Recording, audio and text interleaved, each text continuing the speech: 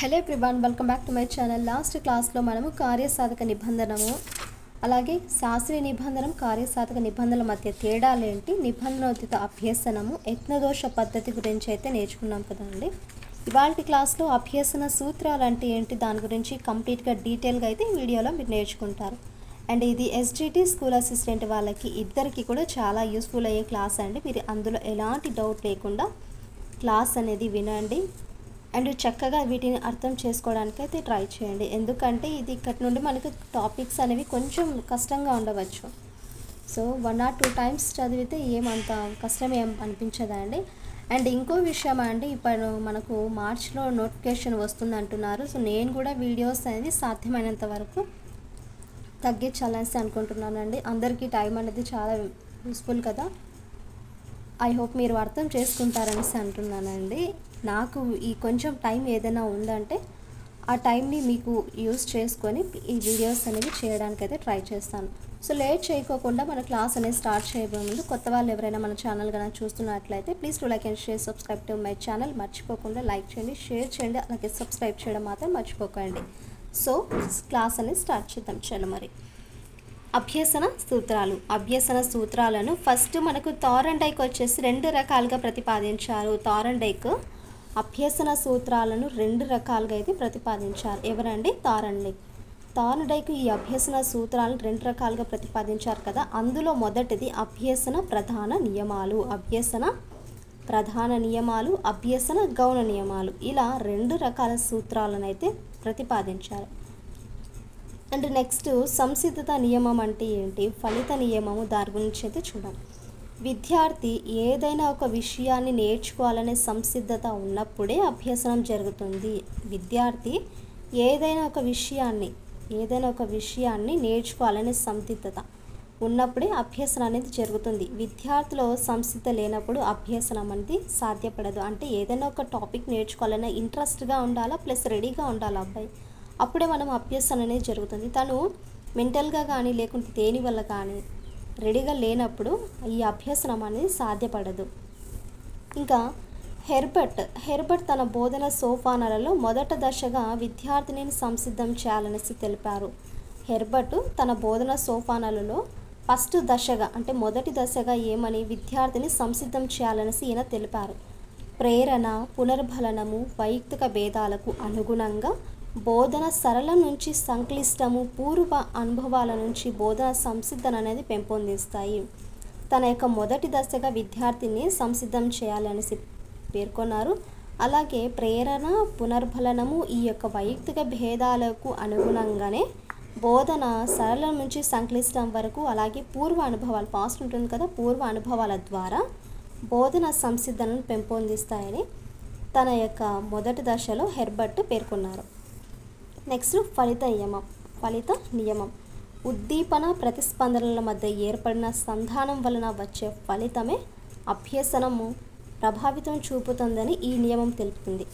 ఫలిత నియమం అంటే ఉద్దీపన ప్రతిస్పందనల మధ్య ఏర్పడిన సంధానం వలన వచ్చే ఫలితము అభ్యసన ప్రభావితంపై చూపుతుందనేసి ఫలిత నియమం అని తెలుపుతుంది. ఈ అభ్యసనం వల్ల కలిగే ఫలితము సంతృప్తికరంగా ఉంటే అభ్యసనం బలపడుతుందని, ఫలితం బాధాకరంగా అసంతృప్తికరం అయితే అభ్యసనం బలహీనపడుతుందని ఈ నియమం తెలుపుతుంది. ఫలిత నియమము అభ్యసనం వల్ల కలిగే ఫలితము సంతృప్తికరంగా ఉంటే, సాటిస్ఫైడ్గా ఉంటే అభ్యసనం అనేది బలపడుతుంది. ఫలితము చూసుకొని బాధాకరంగా ఉంటే, సాటిస్ఫైడ్గా ఉండక అభ్యసనం అనేది బలహీనపడుతుంది అనేసి ఫలిత నియమము పేర్కొంటుంది. కనుక విద్యార్థులలో బోధన అభ్యసన కృత్యాలు అనేవి సంతృప్తిని పెంచేలా ఉండాలి. బహుమతులు, పొగడ్తలు వంటి ప్రోత్సాహకాలు ఇవ్వాలి. విద్యార్థులకు ఇచ్చే నియోజనాలు, ఇంటి పని అంటే హోంవర్క్స్ వారు సాధించేలా ఉండాలి. అండ్ దానికి మార్గదర్శకత్వం అనేది కల్పించాలి. విద్యార్థులలో బోధన అభ్యసన కృత్యాలు వాళ్ళకి సాటిస్ఫైడ్ పెంచేలా ఉండాలి, ఇంట్రెస్టెడ్గా ఉండాలి. ప్లస్ ఈ యొక్క బహుమతులు, పొగడ్తలు వంటి వాళ్ళని ఎంకరేజ్ చేయడానికి ఇవ్వాలి. విద్యార్థులకి ఇచ్చే నియోజనాలు ఏదైనా మన కృత్యాలు ఉంటాయి కదా, ఇంటి వరకు హోంవర్క్స్, ఇలాంటివి వాళ్ళు సాధించే విధంగా ఉండాలి. వాటికి అనుకూలంగా మార్గదర్శకత్వం అనేది కలిగించాలి ఈ ఫలిత నియమం అయితే. నెక్స్ట్ వన్ అభ్యాస నియమం. ఈ ఒక నైపుణ్యాన్ని మరలా నిర్వహించడాన్ని అభ్యాసం అంటారు. ఒక నైపుణ్యాన్ని రిపీటెడ్గా నిర్వహించడాన్ని అభ్యాసం అంటారు. అభ్యాసించిన ఒక విషయాన్ని మరలా చదవడం వల్ల అభ్యసనం అనేది బలపడుతుందని ఈ నియమం పేర్కొంటుంది. అభ్యసించిన ఒక విషయాన్ని, నేర్చుకున్న ఒక విషయాన్ని మళ్ళీ చదవడం వల్ల అభ్యసనం అనేది బలపడుతుంది అని ఈ అభ్యాస నియమం పేర్కొంటుంది. అండ్ దీనిలో కనిపించే సూత్రాలు ఏంటంటే నవ్యత సూత్రము, పున సూత్రము, అలాగే పునర్వితత సూత్రము. దీనిలో అంతర్గతంగా కనిపించే సూత్రాలు ఏంటంటే 3: నవ్యత సూత్రము, పౌనఃపున్య సూత్రము, పునర్విత సూత్రం. ఇలా 3 రకాలుగా అయితే అభ్యాస నియమాలు కనిపించే సూత్రాలు. అంతర్గతంగా నూతన విషయాలు అభ్యసించాలనే ఆసక్తిని కలిగి ఉంటారనే నవ్యత సూత్రము పేర్కొంటుంది. నూతన విషయాలు, కొత్త విషయాలు అభ్యసించాలనే ఇంట్రెస్ట్ కలిగి ఉంటారని నవ్య సూత్రము పేర్కొంటుంది.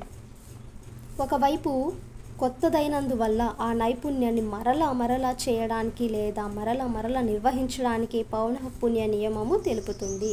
ఏదైనా ఒక నైపుణ్యము కొత్తదైన వల్ల ఆ నైపుణ్యము రిపీటెడ్గా చేయడానికి ప్లస్ లేకుంటే రిపీటెడ్గా నిర్వహించడానికి పౌనఃపున్య నియమం అనేది తెలుపుతుంది.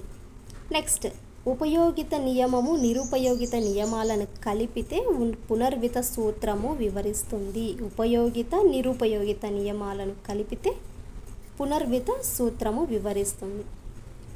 ఒక పనిని మరలా ఉపయోగించడము, ఆ పనిలో నైపుణ్యం సాధించవచ్చు అని, ఆ పనిని ఒకసారి నిర్వహించి విడిచిపెట్టడం వల్ల ఆ పనిలో నైపుణ్యత క్షీణిస్తుందని తెలియజేసే సూత్రమే పునర్విత సూత్రం.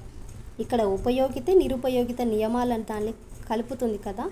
అండ్ ఇక్కడ వచ్చేసి ఒక పని అనేది రిపీటెడ్గా ఉపయోగించి ఆ పనిలో మనం నైపుణ్యం అనేది సాధిస్తాం, లేదా ఆ పనిని ఒకసారి నిర్వహించి మళ్ళీ దానిని వదిలిపెడతాం. ఆ పనిలో నైపుణ్యం అనేది క్షీణిస్తుంది. సో అలా క్షీణించి తెలియజేసే సూత్రమే పునర్విత సూత్రము. అండ్ ఇంటి పనిని హోంవర్క్స్, పునఃస్మరణను, పునర్బలాన్ని ఈ నియమం అనేది సమర్థిస్తుంది. పునఃస్మరణ, పునర్బలనం అనేది ఈ నియమం సమర్థిస్తుంది. గత తరగతిలో బోధించిన పాఠ్యాంశంపై మౌఖికంగా ప్రశ్నలు వేసి ప్రస్తుత పాఠ్యాంశాన్ని పరిచయం చేయాలని ఈ నియమము పేర్కొంటుంది. గత తరగతిలో ఫర్ ఎగ్జాంపుల్ 8th క్లాస్లో బోధించిన పాఠ్యాంశంపై మౌఖికంగా ప్రశ్నలు వేసి, మౌఖికంగా కొన్ని క్వశ్చన్స్ వేసి ప్రస్తుతం అంటే ప్రెజెంట్ ఉండే పాఠ్యాంశాన్ని పరిచయం చేయాలని నియమం అనేది పేర్కొంటుంది. లేదా ఒక క్లాస్ మనము 7th క్లాస్లో మనము మొఘల్ సామ్రాజ్యం గురించి అయితే చూద్దాం కదా. సో అక్కడ ఉండే తనకి కొంచెం ఉండే నాలెడ్జ్తో నెక్స్ట్ మళ్ళీ ఇంకా ఆ నాలెడ్జ్ని బేస్ చేసుకొని ఇంకా ఏమైనా క్వశ్చన్స్ అంటే ఆ నెక్స్ట్ పాఠ్యాంశాన్ని మళ్ళీ ఇంకోసారి వెళ్ళడానికి మౌఖికంగా ప్రశ్నలు వేస్తే అంటే ముందుకు తీసుకెళ్తే ఆ పరిచయం అనేది చేయాలంటే ఈ అభ్యాస నియమం అనేది వర్తిస్తుంది. బోధించిన పాఠ్యాంశానికి సంబంధించిన అనుబంధ గ్రంథాలను పఠింపజేయాలనేసి ఆ నియమము తెలుపుతుంది. బోధించిన పాఠ్యాంశానికి సంబంధించిన దానికి రిలేటెడ్గా ఉండే బుక్స్ని పఠింపజేయాలనేసి ఈ అభ్యసన నియమము తెలుపుతుంది. అభ్యాసము కూసు విద్య సాధనమున పనులు సమకూరు ధరలోన ప్రాక్టీస్ మేడ్ మ్యాన్ పర్ఫెక్ట్ అనే సామెతలు అభ్యాస నియమాన్ని సమర్థిస్తున్నాయి. ఏ నియమాలను ఇవి సమర్థిస్తున్నాయి అంటే సామెతలు చూడండి. అభ్యాసం కూసు విద్య సాధనమున పనులు సమకూరు ధరలోన ప్రాక్టీస్ మేక్స్ మేడ్ పర్ఫెక్ట్ అనే సామెతలను ఈ అభ్యాస నియమం అనేది సమర్థిస్తుంది. అండ్ నెక్స్ట్ వన్ చూడండి, అభ్యసన అనుషంగిక నియమాలు. అభ్యసన అనుషంగిక నియమాల్లో మళ్ళీ ఇందులో కూడా కొన్ని 7 రకాలుగా అయితే మనకు వివరించారండి. అందులో ఫస్ట్ వన్ కాల వ్యవధి నియమం. కాల వ్యవధి నియమం అంటే అభ్యసన సామర్థ్యానికి కాల వ్యవధికి మధ్య విలోమ సంబంధం అనేది ఉంటుంది. అభ్యసన సామర్థ్యానికి అండ్ కాల వ్యవధికి మధ్య విలోమ సంబంధం అనేది ఉంటుంది. నిర్వహించిన అభ్యసన కార్యక్రమానికి దానివల్ల వచ్చిన ఫలితానికి మధ్య కాల వ్యవధి అనేది తక్కువగా ఉండేటట్టు చూసుకోవాలని ఈ నియమం పేర్కొంటుంది. నిర్వహించిన అభ్యసన కార్యక్రమానికి అండ్ దానివల్ల వచ్చిన ఫలితానికి మధ్య కాల వ్యవధి తక్కువగా ఉండేటట్లు చూసుకోవాలని కాల వ్యవధి నియమం పేర్కొంటుంది. నెక్స్ట్ ప్రేరణ కారక నియమం. ప్రేరణకారక నియమం. ఒక పనిని నిర్వహించడం వల్ల వచ్చిన బహుమతి లేదా ఒక పనిని చేయడం వల్ల దండన నుంచి లేదా శిక్ష నుంచి తప్పించుకోవడం అనేది ప్రేరణకారకముగా పనిచేసే అభ్యసన సామర్థ్యాన్ని పెంచుతుంది. ఒక పనిని నిర్వహించడం వల్ల బహుమతి ఉండొచ్చు, లేదా దండన నుంచి లేదా శిక్ష నుంచి తప్పించుకోవడం అనేది ప్రేరణకారకముగా పనిచేసి అభ్యసన సామర్థ్యాన్ని అనేది పెంచుతుంది. అండ్ థర్డ్ వన్ చూడండి, సాదృశ్యత నియమము. సాదృశ్యత నియమం. సాదృశ్యంగా ఉండే అంశాలు ఒకేసారి అభ్యసించడం వల్ల అభ్యసనం అర్థవంతంగా జరుగుతుందని ఈ నియమం పేర్కొంటుంది.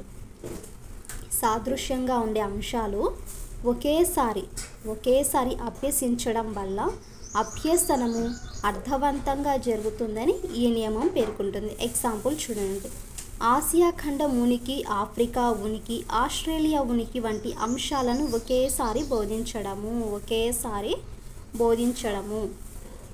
ఫోర్త్ వన్, సంబంధిత నియమం. ఒక పాఠ్యాంశం అర్థం కావడానికి సంబంధించిన అన్ని అంశాలను ఒకేసారి పరిచయం చేయాలని ఈ నియమం పేర్కొంటుంది. ఒక పాఠ్యాంశము, ఒక లెసన్ అనేది మనకు అర్థం కావడానికి దానికి సంబంధించిన అన్ని అంశాలు ఒకేసారి పరిచయం చేయాలని సంబంధిత నియమము పేర్కొంటుంది. ఇదిగోండి సంబంధించిన. ఉదాహరణ చూడండి, ఉనికి అనే భావనను ఏర్పరచడానికి అక్షాంశాలు, రేఖాంశాలు అనే అంశాలను కూడా దానితో పాటే బోధించడం. ఈ ఉనికి అనే భావనను ఏర్పరచడానికే అక్షాంశాలు, రేఖాంశాలు అనే అంశాలను దానితో పాటే బోధించడం. సామీప్యత నియమము. ఫిఫ్త్ వన్, సామీప్యత నియమం. రెండు అంశాల మధ్య వ్యతిరేక సంబంధం వల్ల కానీ అనుకూల సంబంధం వల్ల కానీ అవి సంస్కర్గము చేయబడతాయి. ఇలా సంస్కర్గం చేయబడిన అంశాలను ఒకేసారి బోధించాలని ఈ నియమం పేర్కొంటుంది. రెండు అంశాల మధ్య వ్యతిరేక సంబంధము లేదా అనుకూలంగా ఉండే సంబంధం వల్ల అవి సంస్కర్గం అనేవి చేయబడతాయి. అలా సంస్కరణం చేయబడిన అంశాలను ఒకేసారి బోధించాలని ఈ సామీప్యత నియమం పేర్కొంటుంది. ఫర్ ఎగ్జాంపుల్ 1947 అనగానే మనకు స్వాతంత్రం వచ్చిందనేసి తట్టుకున్న ఆన్సర్ అని చెప్తాము. అండ్ తాజ్మహల్ అనగానే షాజహాన్ గుర్తుకు రావడం వంటివి ఈ నియమానికి సంబంధించిన ఏదైనా సరే అంశాలను తొందరగా ఒకేసారి బోధించినప్పుడు తొందరగా మనం చెప్పిన గుర్తుకు రావడం, ఇలాంటివన్నీ కూడా సామీప్యత నియమం. సిక్స్త్ వన్, పాక్షిక చర్య నియమం. బోధించబోయే పాఠ్యాంశాన్ని అర్థవంతమైన విభాగాలుగా చేసి ఒక్కొక్క భాగాన్ని బోధించాలని ఈ నియమం పేర్కొంటుంది. బోధించబోయే పాఠ్యాంశాన్ని అర్థవంతమైన విభాగాలుగా చేసి ఒక్కొక్క భాగాన్ని బోధించాలని ఈ నియమం అనేది పేర్కొంటుంది. ఏదండి? పాక్షిక చర్య నియమం. ఎగ్జాంపుల్, ఆసియా ఖండం అనే యూనిట్లో భాగంగా వివిధ ఉప యూనిట్లను బోధించడం. ఒక టాపిక్ని ఎంచుకున్నప్పుడు వివిధ రకాలైన సబ్ టాపిక్స్ ఉంటాయి కదా, వాటిని మనం బోధించడం. అండ్ లాస్ట్ వన్ చూడండి, సెవెంత్ వన్, బహుళ ప్రతిస్పందన నియమం. ఒకే ఉద్దీపనకు అనేక ప్రతిస్పందనలు కలగడం కానీ అనేక ఉద్దీపనలకు అనేక ప్రతిస్పందనలు కలగడం వల్ల ఈ అభ్యసనం క్షీణిస్తుందని ఈ నియమం పేర్కొంటుంది. బహుళ చూడండి, ఒకే ఉద్దీపనకు అనేక ప్రతిస్పందనలు కలగడం కానీ అనేక ఉద్దీపనలకు అనేక ప్రతిస్పందనలు కలగడం వల్ల కానీ అభ్యసనం అనేది క్షీణిస్తుంది అనేది ఈ నియమము పేర్కొంటుంది. సో ఇదండి ఈ టాపిక్లో. అయితే మనము నెక్స్ట్ టాపిక్లో అంతర్దృష్టి అభ్యసనం ఏంటి, పరిశీలన అభ్యసనము, అలాగే సాంఘిక సాంస్కృతిక సిద్ధాంతము, వికాస సామీప్య మండలము, ఈ టాపిక్స్ గురించి అయితే కవర్ చేద్దామండి. ఐ హోప్ మీకు క్లాస్ నచ్చిందనేసి అనుకుంటున్నాను. ఇలాంటి మన క్లాసెస్ కోసం మన ఛానల్ని అయితే లైక్ చేసి, షేర్ చేసి, సబ్స్క్రైబ్ చేయడం మాత్రం మర్చిపోకండి. అలాగే క్లాస్ ఏ విధంగా అనిపించిందో కూడా మీ ఫీడ్బ్యాక్ని నాతో షేర్ చేసుకోండి. ఇప్పటి నుండి క్లాసెస్ అనేవి కొంచెం ఇర్రెగ్యులర్గా అయితే వస్తాయండి, డోంట్ మైండ్ అందరికీ.